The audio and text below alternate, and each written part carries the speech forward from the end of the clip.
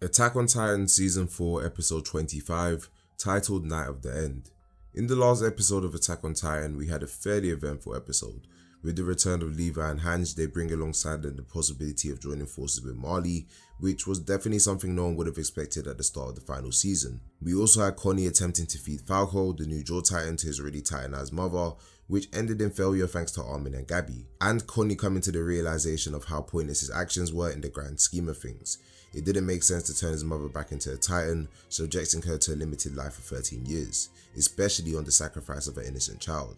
We also had Flock overthrowing the Marleyan volunteers and our main group preparing to save the world from the rumbling, which means they now plan to move against Eren and potentially ruining their only chance for survival. But how will things turn out? So today I'm going to be breaking down and analysing this latest episode of Attack on Titan while clearing up some things you might have missed or weren't sure about. So if you guys want to see more videos like this, make sure to subscribe to the channel for more Attack on Titan content. Also, I just want to apologize for the fact there was no episode breakdown last week.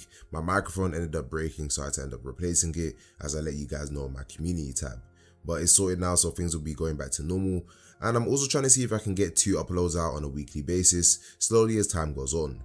As you might know, I'm a full-time uni student in my final year, and things are tough, but I want to start dedicating more of my already limited free time to making videos. So for the remainder of the Attack on Titan anime, I'll have the weekly breakdowns on a Sunday, and just any other video dropping earlier on in the week, which can be on Attack on Titan or any of the other manga/anime I currently post on my channel. So if there's anything in particular you want to see discussed about on Attack on Titan, feel free to drop some ideas in the comment section or in my community tab, since I'll probably make a post there regarding this anyway. But that's enough from me, let's get right into the episode. With the beginning of episode 25, we see Jan reflecting on all the events that have been taking place ever since Eren activated the rumbling. Jan is trying to come to terms with the fact that the rest of the world will be wiped out, also that the people of Paradis can survive, and we can clearly see that is weighing on him heavily. So much so that he's trying to justify the whole thing, and he even imagines how his life will be if the rumbling runs its course, guaranteeing the people of Paradis a future. And even though he knows that if he just stays put and doesn't fight anymore, or entertain the idea of trying to save the rest of the world, he can live a happy life with a family of his own, drinking the finest wine and his prime real estate, since it's his right, and he deserves it given how much he's had to go through in his own life. But despite his conflicting interests, he decides to join Hange and the others in their plan to stop Eren and the rumbling. Also, one thing I wanted to point out with Jan is the consistent behaviour he displays when things tend to be too much for him to handle. He always closes his eyes and covers his ears to try and escape it all and calm himself, which was also seen back in part 1 of the final season when Sasha died. So Jan, Hange and Mikasa are discussing their options in stopping Eren, and the main thing we can take away from here, despite the fact that they're all on board with stopping Eren, is the fact that they're acting outside of self-interest, which is a difficult decision to make, especially when their whole existence is at stake. However, knowing that this is the case, Hange aggressively points out the fact that she won't support genocide no matter what. And again, the situation is just so messed up because what Eren is doing or attempting to do is literally what the rest of the world is planning to do to the residents of Paradis. The whole idea of the rumbling spawned out of desperation, and honestly both sides have their reasons for wanting to take out the other. So it's hard to really be against anyone and their way of thinking in this situation. Moving forward from this point, we see everyone from Marley and Paradis gathered around the fire in an attempt to discuss their plan to stop Eren. And since they plan on stopping the genocide and working together, naturally they need to air out all the problems and issues they have with one another, and honestly speaking, this made for a really enticing episode, just seeing everyone's thoughts come to the surface. From Magath talking about his justice and how the self-fulfilling prophecy of Willy Tybur came to be, further supporting the caution the world has towards Eldians and the threat they actually pose, Jan discussing the hard-fought battles and suffering the Eldians of Paradis faced due to Marley's indiscriminate attacks with Titans for many long years. Also the strenuous history between both sides and how both have been in the role of oppressor and oppressed. And Hange does make a point that the history doesn't matter, especially when they weren't alive for it, but she also points out that they can't be ignorant in this situation, given how both sides have had their initial expectations of one another disproven, which I guess you can say was made the most clear in the series with Gabi and her character development, that whether you're from Paradis or Marley, they're all the same. And we saw how driven Gabi was to actually do her mission as a Marleyan or an honorary Marleyan, and now she's completely changed for the better because she knows that everything she was doing was pointless and everyone's the same whether you're inside or outside the walls. We then have Annie bringing up the idea of killing Eren should they be left with no other option, which Mikasa opposes at first in a, how do you say it, I wouldn't say in an ignorant manner, but what I'm trying to say is that basically Annie's completely correct given the scenario of Eren trying to commit genocide. Fair enough, there's no other options and he was pretty much forced to this extreme, but for him to still be willing to go ahead with it regardless of the paradis situation, it would require an insanely strong will. So would that be broken so easily just through talking?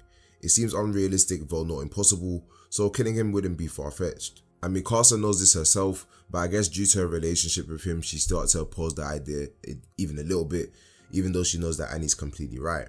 So a fight almost breaks out between the two girls, but that quickly dies down as Annie's only saying that we have to kill him as a last resort. She just wants her father to live, and if they can stop Eren without killing him, then she's all for it. After this, we learn that the current plan they've come up with to stop Eren requires them to find him first, since they have no idea where he is between all the Colossal Titans walking the earth. And the way they'll do that is by using the plane made by the Azumabitos. And we also find out that Yelena, who was kidnapped for the purpose of leading them in Eren's direction, since she used to be cooperating with him and Zeke, is Marley herself. But after this somewhat shocking revelation, especially given the fact that Yelena is working against her own people and has committed heinous crimes herself, in an attempt to further highlight the fact that everyone sitting around the fire has their own reasons for what they do and their own beliefs that validate their actions no matter how morally wrong, she brings out everyone's grudges and wrongdoings, which leads to Reiner and Annie revealing the truth behind Marco's death. And after hearing Reiner's conflicted response to Marco's death, despite being the one who orchestrated it due to Marco overhearing him and Bertolt, Jan understandably lashes out and attacks him when he hears that Reiner forced Annie to take off his ODM gear, which left him unable to run away from the approaching Titan.